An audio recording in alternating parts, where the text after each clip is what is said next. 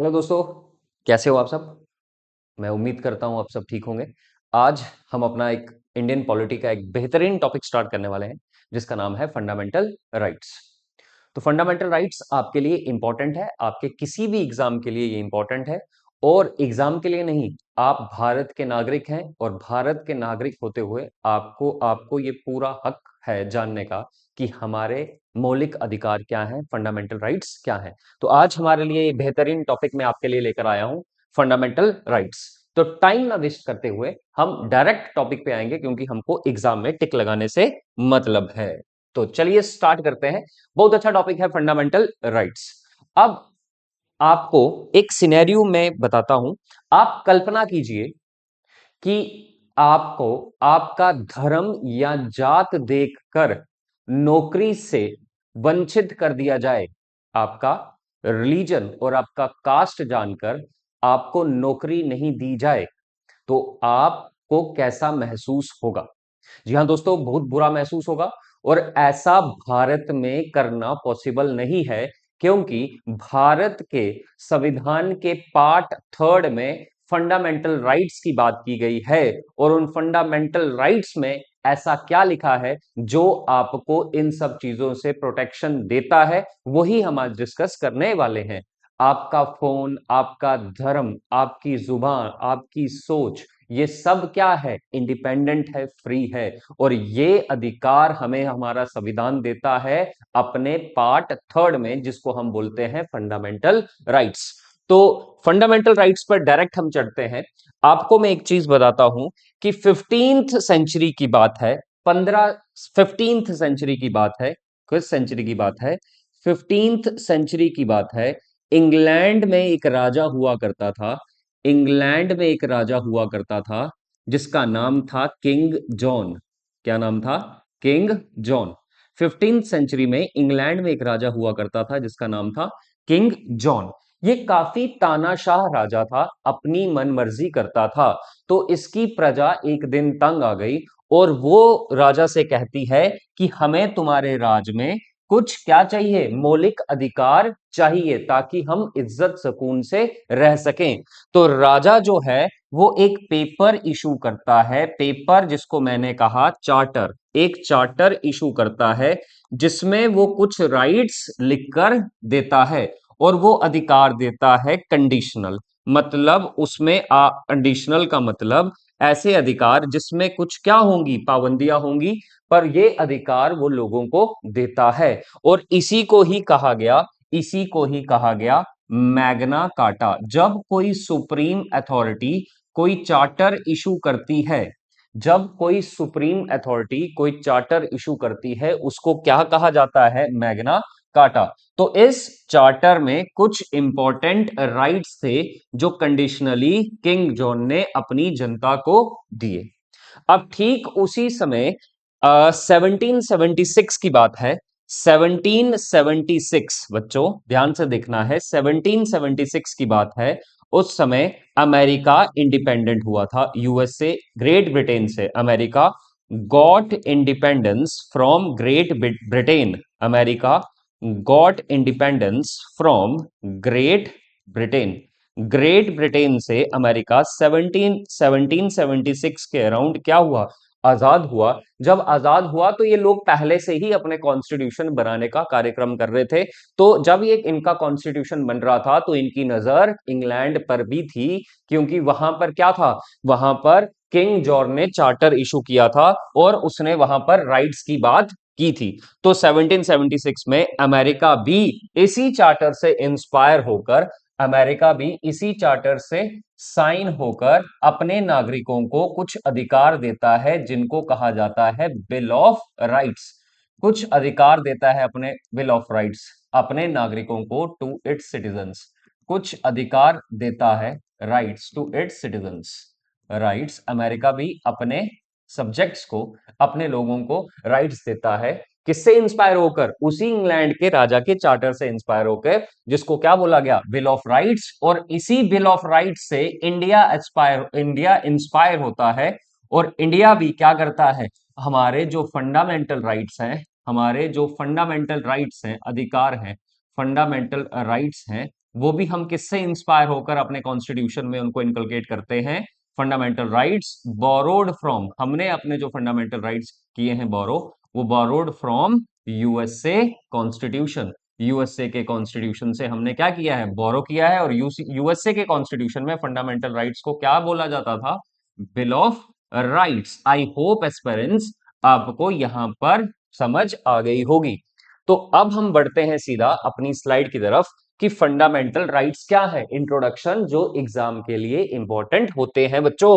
What are fundamental rights? Fundamental rights को पहले क्या कहा जाता है? Magna Carta of India. इसको क्या कहा जाता है? फंडामेंटल राइट्स मतलब भाग थर्ड को फंडामेंटल राइट्स। ये जो पार्ट थर्ड है आपका, हमारा कॉन्स्टिट्यूशन, हमारा कॉन्स्टिट्यूशन ऑफ इंडिया, हमारा जो कॉन्स्टिट्यूशन ऑफ इंडिया है, कॉन्स्टिट्यूशन ऑफ इंडिया, उसका जो पार्ट थर्ड है बच्चों, उसका जो पार्ट थर्ड है, उसमें क्या है आपके? Fundamental rights. उसमें क्या है बच्चों?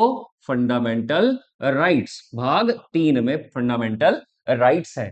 और इसी, ये जो भाग तीन है, इसी पार्ट थर्ड को क्या कहा गया था? Magna Carta of Indian constitution. इसी को क्या कहा? Magna Carta of Indian constitution बच्चों। तो हमारा जो कॉन्स्टिट्यूशन है, संविधान है, उसका जो भाग तीन है, पार्ट थर्ड है, उसमें फंडामेंटल राइट्स हैं। और उसी पार्ट थर्ड को क्या कहा जाता है? Magna Carta of Indian constitution. Magna carta एक चार्टर, जैसे मैंने आपको कहा कि 15th सेंचुरी में इंग्लैंड का राजा किंग जॉन था, काफी तानाशाह राजा था, उसकी प्रजा उससे परेशान हो गई थी क्योंकि वो आए दिन मनमर्जियां करता था। तो वहां की प्रजा राजा से बोलती है, हमें कुछ राइट्स चाहिए, अधिकार चाहिए, कुछ मौलिक अधिकार चाहिए, ताकि हम इज्जत से, डिग्निटी से रह सकें। तो राजा एक चार्टर, एक पीस ऑफ पेपर इशू करता है, जिसमें उस राइट्स को लिखा जाता है। और वो राइट्स क्या होते हैं? कंडीशनली उनको राइट्स दिए जाते हैं, मतलब कुछ पाबंदियों के साथ राइट्स दिए जाते हैं। उस चार्टर को क्या कहा गया वहां पर? Magna carta. जब कोई सुप्रीम अथॉरिटी कोई चार्टर इशू करती है, उसको मैग्ना कार्टा कहा जाता है। तो वहीं से इंस्पायर हुआ यूएसए, सॉरी, वहीं से इंस्पायर हुआ अमेरिका, हाँ यूएसए वहीं से इंस्पायर हुआ। 1776 के अराउंड वो आजाद होता है। और वो इस मैग्ना कार्टा, ये जो किंग जॉन ने दिया था, इनसे इंस्पायर होकर अपने नागरिकों को अधिकार देता है, जिसको क्या कहा जाता है? Bill of rights. और इसी यूएसए के बिल ऑफ राइट्स से इंस्पायर होकर भारतीय जो संविधान है, उसका पार्ट थर्ड बना। इसलिए भारत के संविधान के पार्ट थर्ड को क्या कहा जाता है? Magna Carta of the Indian constitution. I hope आपको ये समझ में आ गया होगा, पार्ट थर्ड को मैग्ना कार्टा कहते हैं। आगे हम देखते हैं, ये जो फंडामेंटल राइट्स हैं वो किस पार्ट में है? कॉन्स्टिट्यूशन के किस पार्ट में है? पार्ट थर्ड में है। और हमारे जो फंडामेंटल राइट्स हैं, वो कहां से लेकर, उनका आर्टिकल कौन सा है फंडामेंटल राइट्स का बच्चों? हमारे पास जो आर्टिकल है वो है 12 से लेकर 35 तक। तो आपको अगर पूछा जाएगा हमारे फंडामेंटल राइट्स कहां से लेकर कहां तक हैं, तो बच्चों आप क्या बोलोगे? आर्टिकल 12 से लेकर 35 तक हमारे फंडामेंटल राइट्स है। जबकि हम पढ़ते 14 से 32 तक हैं। 12 हमें बताता है स्टेट के बारे में। 12 हमें क्या बताता है? स्टेट के बारे में। आर्टिकल नंबर 13 हमें बताता है जुडिशियल रिव्यू के बारे में। और फिर आर्टिकल जो 33, 34, 35 जो है बच्चों, ये क्या है? फंडामेंटल राइट्स का conclusion. I hope aspirants you got it. आगे हम देखते हैं, fundamental rights are guaranteed by the fundamental law of land. हमारे देश का फंडामेंटल राइट ऑफ लैंड क्या है? कॉन्स्टिट्यूशन बच्चों। तो आपको याद रखना है, अगर आपको क्वेश्चन आता है why fundamental rights are called fundamental, because they are guaranteed by the constitution of India which is the supreme law of land aspirants। I think आपको ये बात समझ में आ गई होगी। तो पार्ट थर्ड जो है भारत के संविधान को, उसको कहा जाता है मैग्ना कार्टा ऑफ इंडिया। और पार्ट थर्ड जो है इंडिया का कॉन्स्टिट्यूशन में, उसी में ही फंडामेंटल राइट्स का जिक्र है। कौन से आर्टिकल में जिक्र है फंडामेंटल राइट्स का? From article 12 to 35। और फंडामेंटल राइट्स को फंडामेंटल क्यों कहा जाता है एस्पिरेंट्स? क्योंकि because they were guaranteed by the constitution. तो कॉन्स्टिट्यूशन इसको गारंटेड करता है, which is the supreme law of land. तो आगे हम पढ़ेंगे, और सुप्रीम कोर्ट इसको डिफेंड भी करता है। अब कुछ हम फीचर्स की बात करेंगे फंडामेंटल राइट्स की।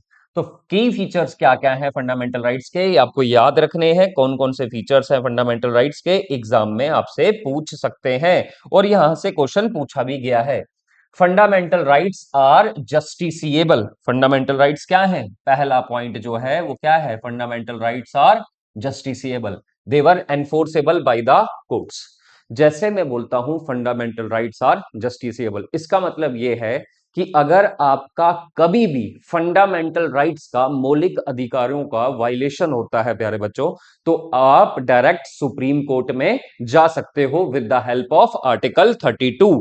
तो आर्टिकल 32 की हेल्प से आप सुप्रीम कोर्ट जा सकते हो, और आर्टिकल 32 की हेल्प से, मैं यहां लिख लेता हूं बच्चों, आर्टिकल 32 की हेल्प से हम कहां जा सकते हैं, सुप्रीम कोर्ट जा सकते हैं।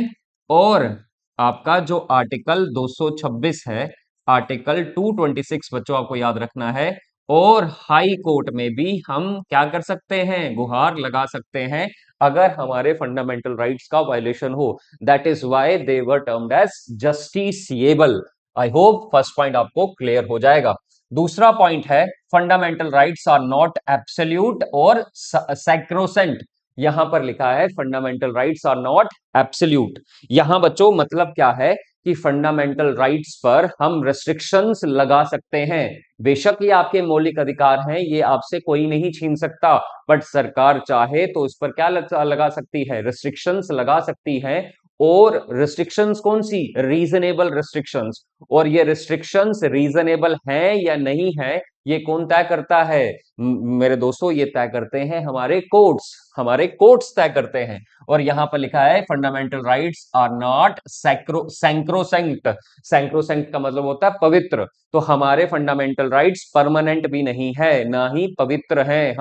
हम इनको क्या कर सकते हैं, अमेंड कर सकते हैं, चेंज भी कर सकते हैं।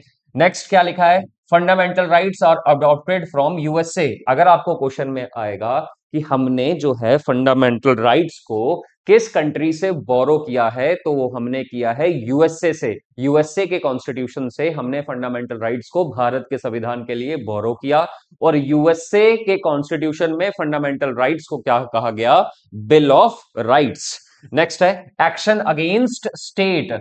फंडामेंटल राइट्स जो है बच्चों आपको याद रखना है, फंडामेंटल राइट्स जो हैं, फंडामेंटल राइट्स जो हैं given by the constitution of India. Fundamental rights हमें कौन देता है, कौन देता है बच्चों, भारत का संविधान देता है। किसको देता है, टू द पीपल। किसको देता है, टू द पीपल, लोगों को देता है, to the people, against the state, against the state, state के अगेंस्ट हमें ये अधिकार है। स्टेट मतलब कोई भी गवर्नमेंट बॉडी। तो fundamental rights are given by the constitution of India. Fundamental rights हमें कौन देता है, भारत का संविधान। किसको देता है, भारत के लोगों को। भारत के लोगों को देता है, किसके अगेंस्ट देता है, अगेंस्ट द स्टेट, ताकि हमें स्टेट से क्या मिल सके, प्रोटेक्शन मिल सके। तो fundamental rights are given against the action of state. और लास्ट है अमेंडेबल। अमेंडेबल का मतलब होता है चेंज करना। तो बच्चों आपको याद रखना है, फंडामेंटल राइट्स को क्या किया जा सकता है, चेंज किया जा सकता है। बट वो जो चेंज होगा वो आर्टिकल 368 के अंडर होगा, फॉर स्पेशल मेजोरिटी के तहत उसको हम चेंज कर सकते हैं। वो आगे वाले लेक्चर्स में हम पढ़ने वाले हैं। तो ये आपके पास इंट्रो है। अगर हम फंडामेंटल राइट्स की बात करें, तो आर्टिकल, हमारे जो फंडामेंटल राइट्स हैं, जब हमारा कॉन्स्टिट्यूशन बना था बच्चों, प्यारे बच्चों, जब हमारा संविधान बना था, तब हमारे पास 7 फंडामेंटल राइट्स थे। Originally when our constitution was made we have 7 fundamental rights. But अब कितने फंडामेंटल राइट्स हैं, अब हमारे पास सिर्फ 6 फंडामेंटल राइट्स हैं। ये आ गया पहला, राइट टू इक्वलिटी आ गया पहला, राइट टू फ्रीडम आ गया दूसरा, राइट अगेंस्ट एक्सप्लॉयटेशन आ गया थर्ड, फ्रीडम ऑफ रिलीजन आ गया आपके पास फोर्थ, और कल्चरल एंड एजुकेशनल राइट्स आ गया फिफ्थ, और कॉन्स्टिट्यूशनल रेमेडीज आ गया 6। तो हमारे पास 6 फंडामेंटल राइट्स है बच्चों, ये आपको याद रखना है। कितने फंडामेंटल राइट्स हैं हमारे पास, 6 फंडामेंटल राइट्स हैं। जब हमारा संविधान बना था तब 7 थे, अब 6 है। तो कौन सा हट गया वो मैं आपको बताऊंगा। तो आपको ये याद रखना है। और भूलना नहीं है, क्योंकि यही एग्जाम में आपके क्या बनते हैं, क्वेश्चन बनते हैं। तो हमारे पास जो राइट टू इक्वालिटी है वो आर्टिकल है 14 से लेकर 18 तक। राइट टू फ्रीडम का जो है हमारे पास आर्टिकल वो है 19 से लेकर 22 तक। राइट अगेंस्ट एक्सप्लॉयटेशन, शोषण के खिलाफ अधिकार, हमारे आर्टिकल 23 से लेकर 24 तक। Right to freedom of religion के आर्टिकल हैं 25 से लेकर 28 तक। कल्चरल एंड एजुकेशनल राइट्स के आर्टिकल हैं आर्टिकल 29 से 30 तक। और आपका जो कॉन्स्टिट्यूशनल रेमेडीज है वो है आर्टिकल 32। तो ये हमारे पास 6 फंडामेंटल राइट्स हैं जो इस समय कॉन्स्टिट्यूशन में मौजूद हैं। ओरिजिनली जब हमारा कॉन्स्टिट्यूशन बना था 26 नवंबर 1949 को, तब हमारे पास बच्चों 7 फंडामेंटल राइट्स थे।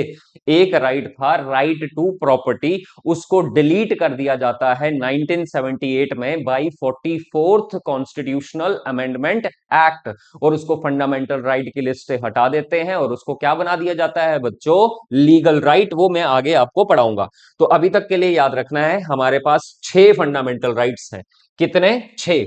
ओरिजिनली ओरिजिनली जब हमारा कॉन्स्टिट्यूशन बना, ओरिजिनली तब हमारे पास 7 फंडामेंटल राइट्स थे। अभी हमारे पास 9 कितने हैं, 6 फंडामेंटल राइट्स हैं। तो आपको ये याद रखना है। आई होप आपको इसका इंट्रो समझ में आया होगा बच्चों। तो नेक्स्ट हम बढ़ते हैं आगे अपनी तरफ। तो अभी हमने पढ़ा जो हमारे जो फंडामेंटल राइट्स हैं, जैसे मैं यहां लिख लेता हूं, हमारे जो फंडामेंटल राइट्स हैं, पहला है हमारे पास राइट टू इक्वलिटी। कौन सा है पहला fundamental rights? Right to equality.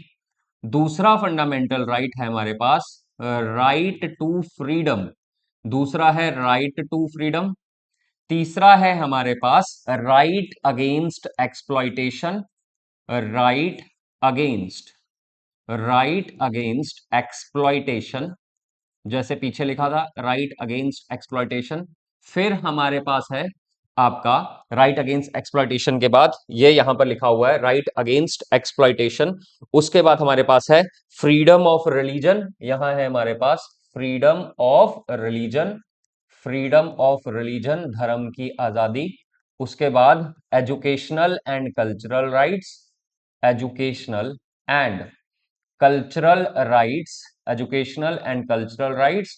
और लास्ट में हमारे पास है right to constitutional remedies. Right to constitutional remedies. ये हमारे पास 6 फंडामेंटल राइट्स हैं। 1, 2, 3, 4, 5 और बच्चों 6। ये हमारे पास 6 फंडामेंटल राइट्स हैं इस समय, जबकि पहले हमारे पास 7 होते थे। तो मैं यहां लिख लेता हूं right to property. Right to property एक फंडामेंटल राइट था, राइट टू प्रॉपर्टी। इसको क्या कर दिया गया? Deleted. Deleted by 44th constitutional amendment act 1978। इसको डिलीट कर दिया गया by 44th constitutional amendment act 1978। अब right to property fundamental right नहीं है, ये हमारा बच्चों क्या बन गया है? Now it is legal right. और इसका आर्टिकल है आर्टिकल 300 कैपिटल ए। और मेंशनड इन, और किस पार्ट में इसको मेंशन किया गया है बच्चों? Mentioned in part part 12th of the Indian constitution. और भारत के संविधान के भाग 12 में इसको क्या किया गया है? मेंशन किया गया है। तो बच्चों आपको याद रखना है राइट टू प्रॉपर्टी को जब डिलीट किया गया उस समय हमारे देश के प्रधानमंत्री थे मोरारजी देसाई। और उस समय मोरारजी देसाई प्रधानमंत्री थे। और ये किस पार्टी के थे? जनता party government, not Bharatiya Janata party बच्चों, जनता पार्टी गवर्नमेंट।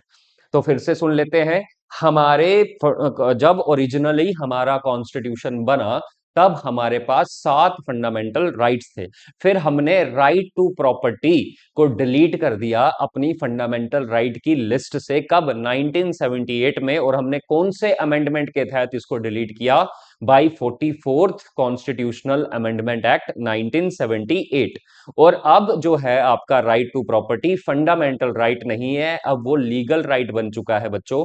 और उसका जो आर्टिकल है वो है आर्टिकल 300 कैपिटल ए, और उसको मेंशन किया गया है इस समय कॉन्स्टिट्यूशन के पार्ट 12 में। तो ये आपको याद रखना था।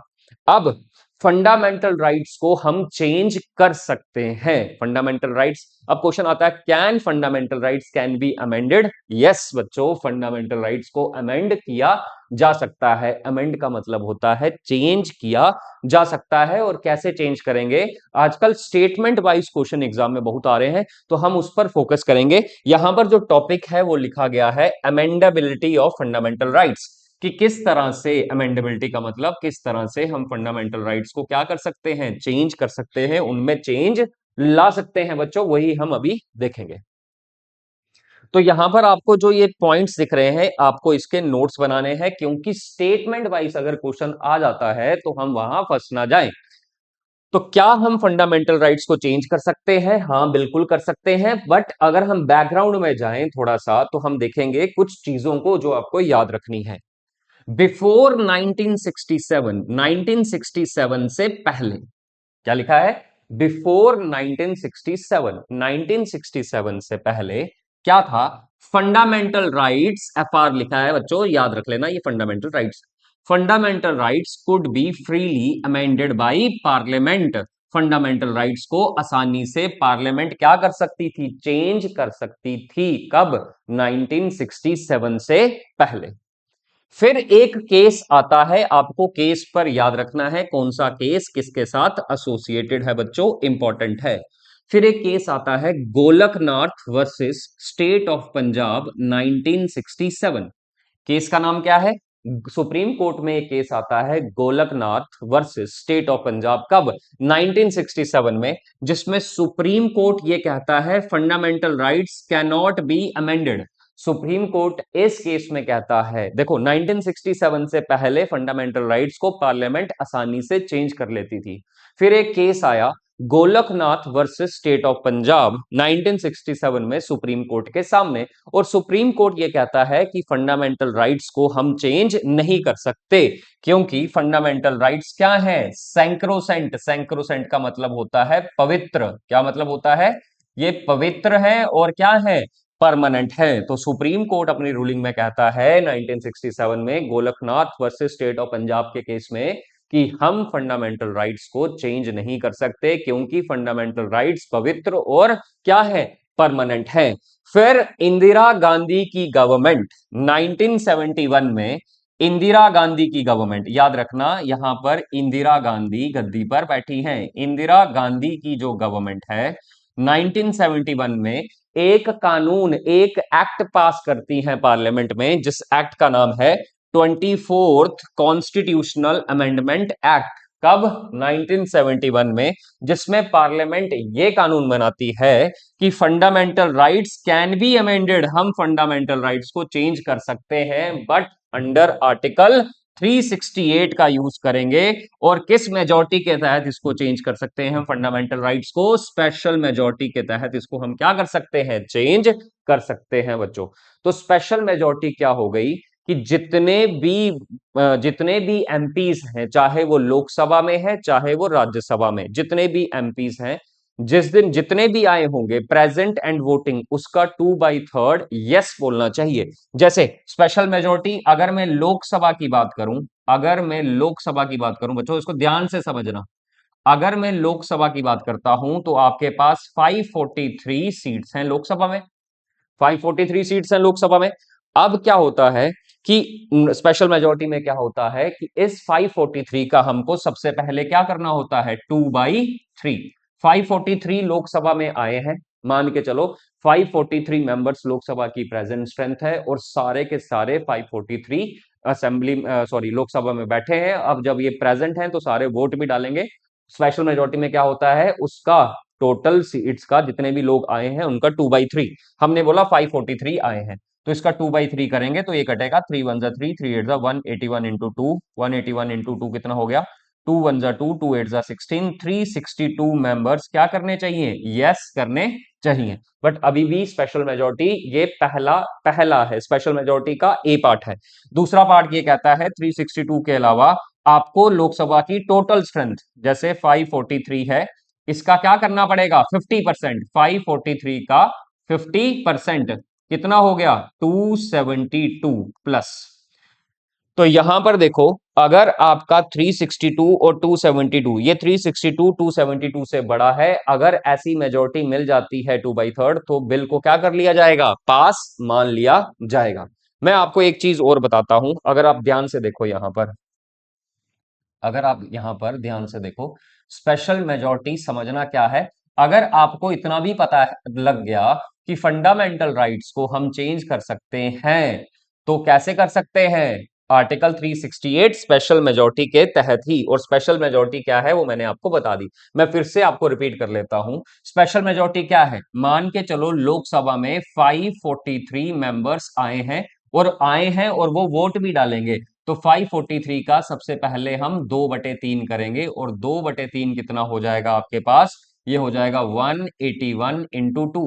तो 181 इंटू 2 कितना हो गया, 362 एमपीज आपके लोकसभा में। सबसे पहले तो इसको क्या करने चाहिए, इसके यस करने चाहिए कि हाँ हम चेंज कर रहे हैं, तो 362 मेंबर्स फेवर में होने चाहिए। ये पहली कंडीशन है किसकी, स्पेशल मेजोरिटी की।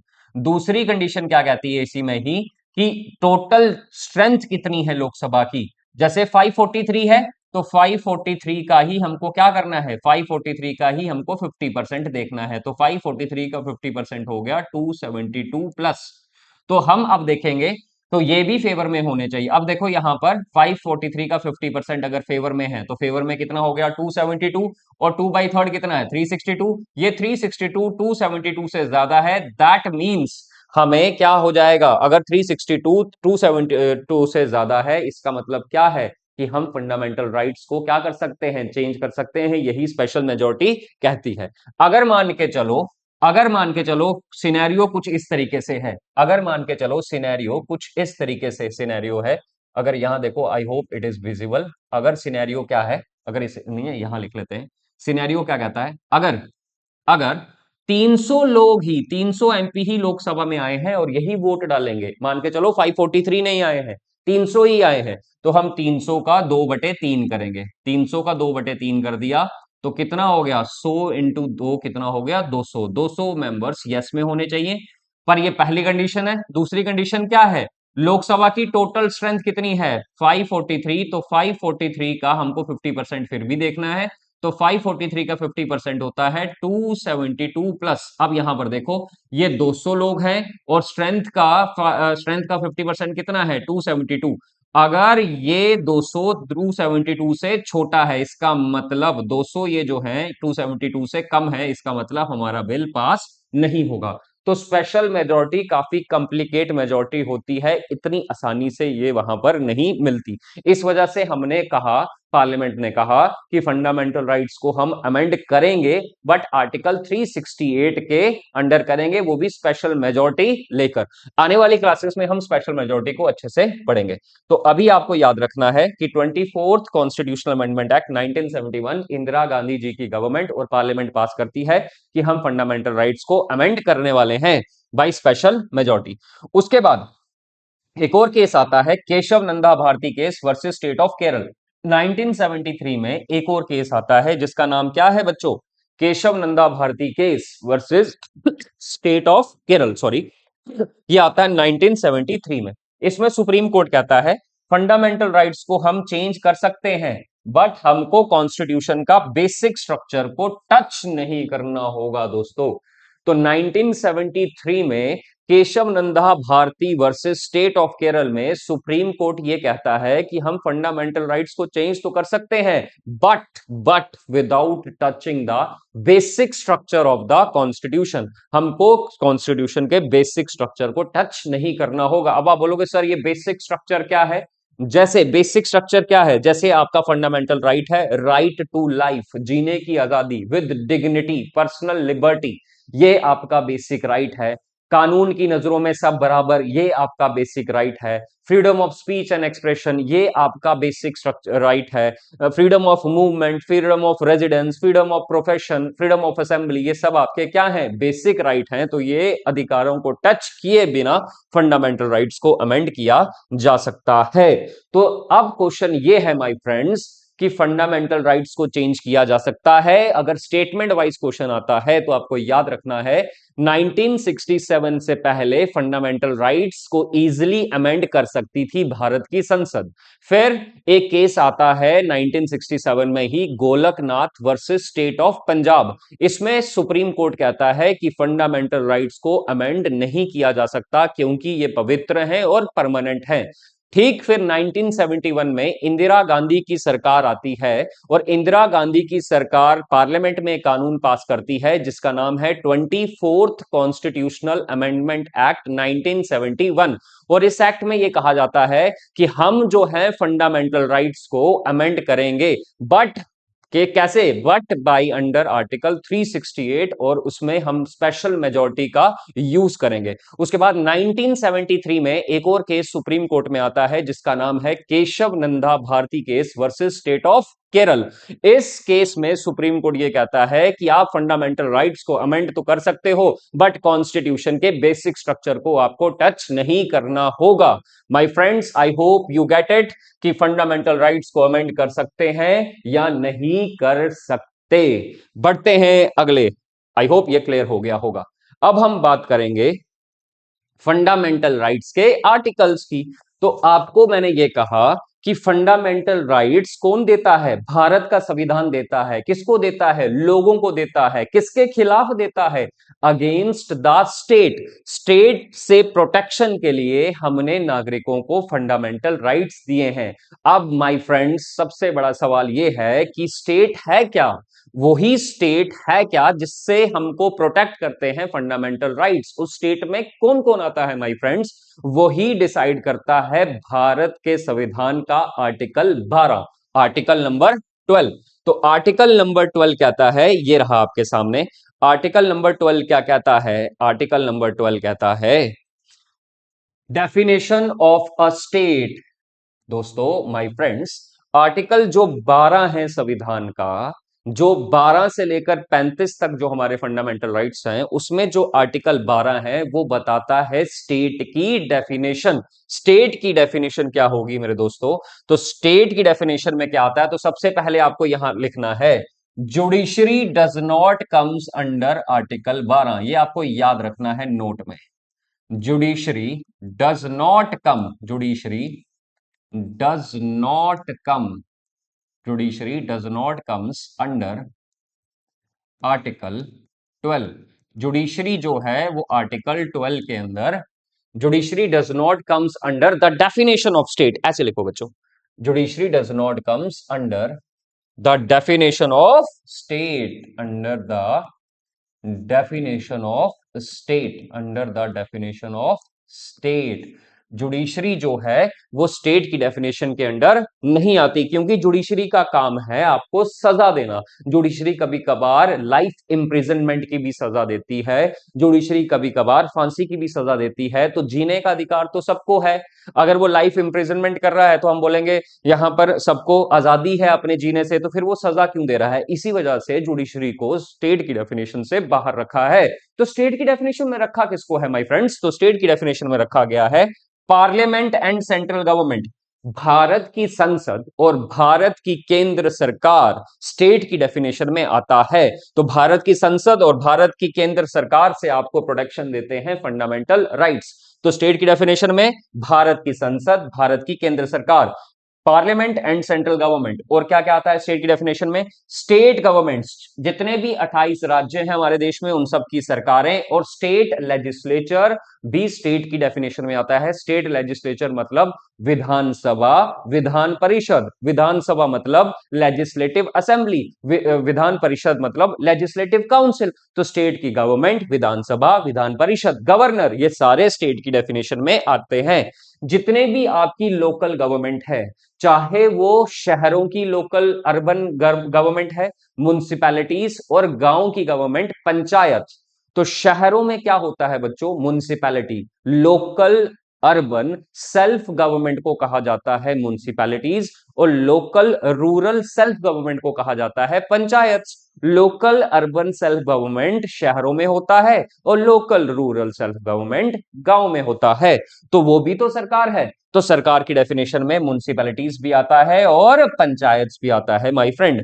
और जितनी भी अदर लोकल अथॉरिटी हैं with in the territory of India, जो भारत सरकार के कंट्रोल में है, चाहे डायरेक्टली है चाहे इनडायरेक्टली है, वो भी किसकी डेफिनेशन के अंडर आएगा माय दोस्तों? वो माय फ्रेंड्स, वो आएगा स्टेट की डेफिनेशन में।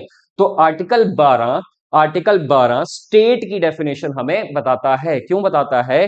क्योंकि फंडामेंटल राइट्स आपको स्टेट से प्रोटेक्ट करते हैं, और स्टेट से प्रोटेक्शन करते हैं तो स्टेट में क्या आ जाता है? तो स्टेट में आ जाता है भारत की संसद, parliament of India and central government. State की डेफिनेशन में है जितनी भी राज्य के सरकारें हैं, केंद्र शासित प्रदेशों की सरकारें हैं, जितना भी स्टेट लेजिस्लेचर है, विधानसभा है, विधान परिषद है, वो भी स्टेट की डेफिनेशन में। जितनी भी आपके पास लोकल गवर्नमेंट है, चाहे वो शहरों में म्युनिसिपैलिटी हो, गांव में पंचायत हो, वो भी स्टेट की डेफिनेशन में है मेरे दोस्तों। और जितनी भी लोकल अदर अथॉरिटी है जो with in the territory of India Bharat सरकार के डायरेक्टली कंट्रोल में है या इनडायरेक्टली कंट्रोल में है, वो भी स्टेट की डेफिनेशन में आती है माय फ्रेंड्स। तो आई होप आपको आर्टिकल 12 क्लियर हुआ होगा। बढ़ते हैं आर्टिकल नंबर 13 की तरफ। तो मेरे दोस्तों आर्टिकल 13 क्या बताता है? आर्टिकल 13 हमें यह नहीं बताता कि कानून क्या है, आर्टिकल 13 हमें यह बताता है कि कानून क्या नहीं हो सकता। माय फ्रेंड्स, फिर से समझ लो मैंने क्या बोला। आर्टिकल 13 हमें यह नहीं बताता कि कानून क्या होगा, आर्टिकल 13 हमें बताता है कि कानून क्या नहीं होगा। यह कहता है ऐसी कोई भी बात, ऐसी कोई भी बात, ऐसा कोई भी ऑर्डर, कोई भी नोटिफिकेशन, कोई भी लेजिस्लेशन अगर कॉन्स्टिट्यूशन के पार्ट 3 का उल्लंघन करता है माय फ्रेंड्स, पार्ट 3 मतलब फंडामेंटल राइट्स का वायलेशन करता है, तो उस कानून को अनकॉन्स्टिट्यूशनल डिक्लेयर कर दिया जाएगा और उसको नल एंड वॉइड कह दिया जाएगा। तो ऐसी कोई भी बात जो कॉन्स्टिट्यूशन के पार्ट 3 का वायलेशन करती है उसको अनकॉन्स्टिट्यूशनल डिक्लेयर कर दिया जाएगा। और कौन अनकॉन्स्टिट्यूशनल डिक्लेयर करेगा? वो करेगा सुप्रीम कोर्ट। और इस सुप्रीम कोर्ट की इसी पावर को क्या कहा गया? Judicial review. तो मेरे दोस्तों आर्टिकल नंबर 13 क्या कहता है? लॉ को डिफाइन करता है। लॉ को क्या करता है? डिफाइन करता है। और ये बताता है, ये नहीं बताता कि कानून क्या है, वो ये बताता है कि कानून क्या नहीं है। तो यहां पर देखो क्या कहता है आर्टिकल 13। एनी ऑर्डर, कोई भी ऑर्डर हो, कोई भी नोटिफिकेशन हो, कोई भी अमेंडमेंट हो जो part 3 of the Indian constitution का वायलेशन करे, पार्ट 3 क्या? फंडामेंटल राइट का वायलेशन करे, तो उस ऑर्डर को हम नल एंड वाइड, उस ऑर्डर को हम खत्म कर देंगे, उसको अनकॉन्स्टिट्यूशनल डिक्लेयर कर दिया जाएगा। और यही जो आर्टिकल 13 है ये जुडिशियल रिव्यू की पावर भी कोर्ट्स को देता है। और कोई भी प्री कॉन्स्टिट्यूशनल, कॉन्स्टिट्यूशनल बनने से पहले कोई कानून है, या पोस्ट कॉन्स्टिट्यूशन जो कॉन्स्टिट्यूशन बनने के बाद कोई कानून है, सॉरी, संविधान बनने से पहले का कोई कानून और संविधान बनने के बाद का कोई कानून, अगर वो पार्ट 3 का फंडामेंटल राइट्स का वायलेशन करता है तो उसको भी अनकॉन्स्टिट्यूशनल डिक्लेयर किया जाएगा। ये आर्टिकल 13 कहता है। I hope you got my point friends. तो आर्टिकल 12 क्या कहता है? स्टेट की डेफिनेशन बताता है। आर्टिकल 13 लॉ को डिफाइन करता है, वो ये बताता है कि कानून क्या नहीं होगा। आर्टिकल 13 फिर से मैं कह देता हूं, आर्टिकल 13 कहता है कि कोई भी ऐसा ऑर्डर, कोई भी ऐसी नोटिफिकेशन, कोई भी ऐसा लेजिस्लेशन अगर वो कॉन्स्टिट्यूशन के पार्ट 3 का वायलेशन करता है तो उसको अनकॉन्स्टिट्यूशनल डिक्लेयर कर दिया जाएगा, उसको वहीं खत्म कर दिया जाएगा। आर्टिकल 13 ही जुडिशियल रिव्यू की पावर देता है, यही डिक्लेयर करने के लिए कि कौन सा कानून अनकॉन्स्टिट्यूशनल है। और आर्टिकल 13 में ये लाइन भी लिखी है कि अगर कॉन्स्टिट्यूशन बनने से पहले का कोई कानून है और कॉन्स्टिट्यूशन बनने के बाद का कोई कानून है, अगर वो फंडामेंटल राइट्स का माय डियर फ्रेंड्स वायलेशन करता है तो उसको उसी समय खत्म कर दिया जाएगा। आई होप आपको ये पॉइंट्स क्लियर हुए होंगे। नेक्स्ट हम देखते हैं आर्टिकल 14 और आर्टिकल 15। तो आर्टिकल 14 में दो पॉइंट्स हैं। आर्टिकल 14 जो है भारत के संविधान का, आर्टिकल 14 में दो चीजें आती हैं माय फ्रेंड्स। दो चीजें कौन सी हैं? आर्टिकल 14 तो पहले ये कहता है इक्वालिटी बिफोर लॉ। क्या कहता है my dear friends? Equality before law. और दूसरा इसका कहता है equal protection of law my friends, equal protection of law.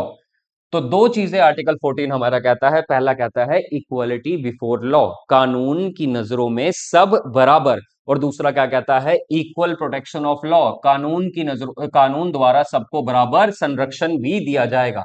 My dear friends, equality before law हमने लिया है ब्रिटेन से, ये याद रखना है। और इक्वल प्रोटेक्शन ऑफ लॉ हमने किस कंट्री से लिया है, यूएसए के संविधान से लिया है। तो equality before law and equal protection of law.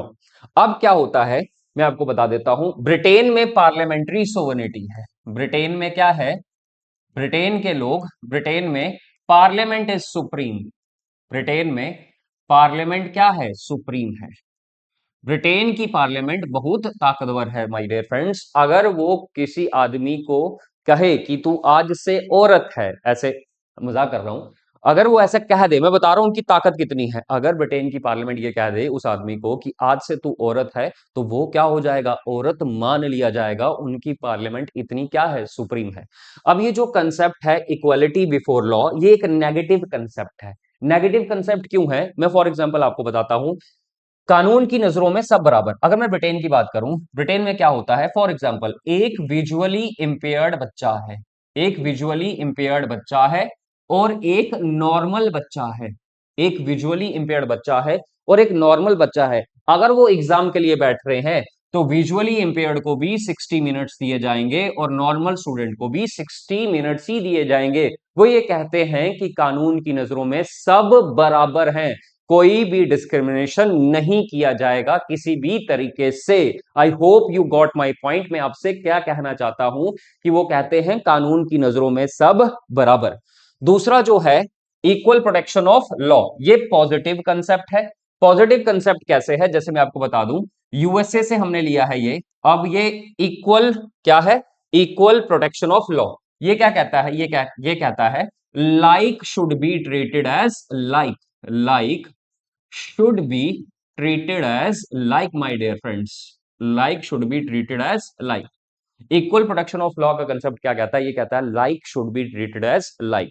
ये कहता है जो एक जैसे लोग हैं उनको एक साथ एक जैसा ट्रीट करो, और जो एक जैसे नहीं है उनके साथ, उनको जो एक जैसे नहीं है उनको नॉर्मल लोगों के साथ क्या, मतलब फिर से देख लो, आप ऐसे समझोगे नहीं। Like should be treated as like, जो एक जैसे लोग हैं, जो एक समान लोग हैं, उनको एक जैसा ही ट्रीट करो। जैसे विजुअल इंपेयर्ड को विजुअल इंपेयर्ड के साथ ही ट्रीट करो, नॉर्मल स्टूडेंट को नॉर्मल स्टूडेंट के साथ ही ट्रीट करो। इसका मतलब like should be treated as like. कहने का मतलब विजुअल इंपेयर्ड को विजुअल इंपेयर्ड के साथ ट्रीट करो, नॉर्मल को नॉर्मल के साथ ट्रीट करो। विजुअल इंपेयर्ड और नॉर्मल को एक जैसा ट्रीट नहीं करो। यह है इक्वल प्रोटेक्शन ऑफ लॉ। तो हमारा जो है इक्वलिटी बिफोर लॉ, ये हमने ब्रिटेन से लिया है। ये नेगेटिव कंसेप्ट है क्योंकि ये कोई भी डिस्क्रिमिनेशन नहीं करता। और जो दूसरा हमने लिया है यूएसए से, इक्वल प्रोटेक्शन ऑफ लॉ, ये पॉजिटिव कंसेप्ट है। ये कहता है like should be treated as like, जो एक जैसे हैं उनके साथ एक जैसा ट्रीट करो। तो यहां पर देखो आर्टिकल 14 क्या कहता है, आपको ये याद रखना है। इक्वलिटी बिफोर लॉ हमने लिया है ब्रिटेन से बच्चों, और इक्वल प्रोटेक्शन ऑफ लॉ हमने लिया है यूएसए के संविधान से। इक्वलिटी बिफोर लॉ एक नेगेटिव कंसेप्ट है, हमने ब्रिटिश लॉ से लिया है। इस पर कोई भी नो रीजनेबल रिस्ट्रिक्शन, मतलब कानून की नजरों में सब बराबर, कोई भी रिस्ट्रिक्शन किसी भी तरीके से नहीं लगाई जाएगी। उसके बाद लिखा है इक्वल प्रोटेक्शन ऑफ लॉ, ये पॉजिटिव कंसेप्ट है, ये हमने यूएसए से लिया है। इसका मतलब क्या है, like must be treated as like, जो एक जैसा है उनको एक जैसा ट्रीट करो। Unlike must not be treated as like, तो मतलब जो अनलाइक है उनको लाइक की तरह ट्रीट नहीं करो। विजुअली इंपेयर्ड को विजुअली इंपेयर्ड के साथ ट्रीट करो, और जो नॉर्मल है उनको नॉर्मल के साथ ट्रीट करो। विजुअली इंपेयर्ड और नॉर्मल को एक जैसा ट्रीटमेंट मत दो। तो यहां पर ये पॉजिटिव डिस्क्रिमिनेशन की बात करता है। I hope you got my friends. Article 14 क्या कहता है, equality before law and equal protection of law, कानून की नजरों में सब बराबर और कानून द्वारा सबको बराबर संरक्षण, हमारे देश में ये दोनों है। गॉट इट, ठीक है। अब जो आर्टिकल 15 है माय डियर फ्रेंड्स, इसको हम नेक्स्ट क्लास में पढ़ेंगे। I hope you enjoy the lecture. इसको हम सीरीज वाइज सीरीज इसको क्या करेंगे, हम पढ़ेंगे और इसको खत्म करेंगे। तो फंडामेंटल राइट्स के बारे में एक फिर जान लेते हैं। फंडामेंटल राइट्स जो हैं हमारे संविधान में, फंडामेंटल राइट्स जो हैं वो हमारे कॉन्स्टिट्यूशन के पार्ट 3 में है। पार्ट थर्ड को Magna Carta of Indian constitution भी कहता है। हमारा जो फंडामेंटल राइट्स है वो 12 से लेकर 35 तक है। हमने अपने फंडामेंटल राइट्स को कहां से बोरो किया है? यूएसए के कॉन्स्टिट्यूशन से हमने इसको बोरो किया है। ये जस्टिसिएबल हैं हमारे लिए, इनको हम चेंज भी कर सकते हैं, ये एब्सोल्यूट नहीं है, इनमें चेंजेस लाई जा सकती हैं, जस्टिसिएबल हैं। कुछ हमने इंपॉर्टेंट पॉइंट देखे थे जैसे यहां पर कि क्या है, जस्टिसिएबल है, एब्सोल्यूट नहीं है, परमानेंट नहीं है, यूएसए के कॉन्स्टिट्यूशन से इसको बोरो किया है, स्टेट के खिलाफ प्रोटेक्शन के हमको दिए गए हैं और ये अमेंडेबल हैं। तो कुछ हमने कहानी पढ़ी थी कि इनको अमेंड कैसे किया जा सकता है स्पेशल मेजोरिटी के तहत, और हमने आज देखा कि स्टेट की डेफिनेशन में क्या आता है, वो आर्टिकल 12 है, आर्टिकल 13 में क्या है, आर्टिकल 14 में क्या है। आने वाले दिनों में हमको इनको डिटेल एक के बाद एक आर्टिकल्स को पढ़ेंगे। तब तक के लिए जय हिंद, जय भारत।